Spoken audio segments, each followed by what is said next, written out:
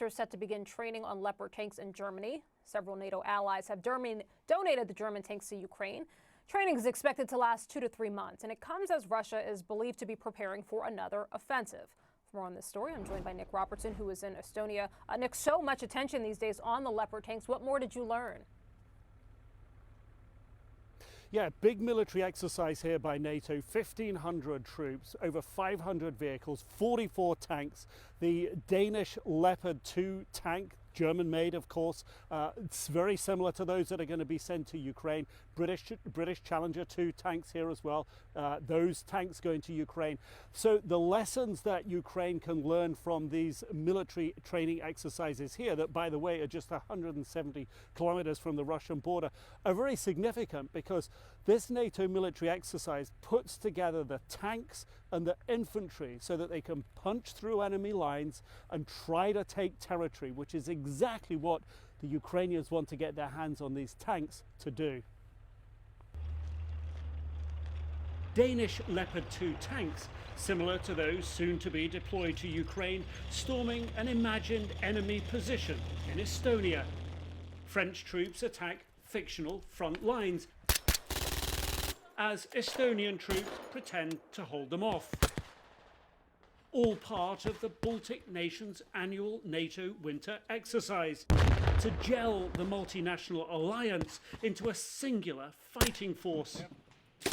This year, these military exercises feel different. The French have brought in far more troops than the past, and with war still raging not far away in Ukraine, commanders say this training feels much more real. 2/3 of the 44 tanks involved in the exercise, British Challenger 2 tanks. More like these, also soon deploying to Ukraine. Lessons learned here valuable for the Ukrainians. Communications between the Challenger and Leopard tanks critical, but no doubt used correctly they could be a game changer. Both can fight at night, and they've got hunter-killer capabilities as well, so they can engage a target while looking for the next target. So very much more advanced tanks with advanced sighting systems than what the adversary would have. The Ukrainians say they want to use the Leopard 2 tank as an iron fist to punch through Russian lines, give Putin a bloody nose, and snatch back territory they've lost. The lesson here, that won't happen overnight. Typically, Danes train individual Leopard 2 operators in 2 weeks, a crew of 4 in 2 months. But it can take 2 years to combine them into a force able to seize territory.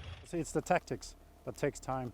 Then you have the theory as a crew, and then you have to learn to drive as a crew within a platoon and within the squadron. Estonia's defence minister, whose country spends a whopping 1% of GDP supporting Ukraine, watching the training, keen to get the tanks to Ukraine soonest. I really hope that it's not too late. I really hope, because we all understand that there is a push from Russians coming in a very coming months or coming weeks even. So is this a make or break moment in the next few months in this war? Probably. So it's once again, when there will be no breakthrough in the coming weeks and months, then probably we will end or we will step into the very long time of war.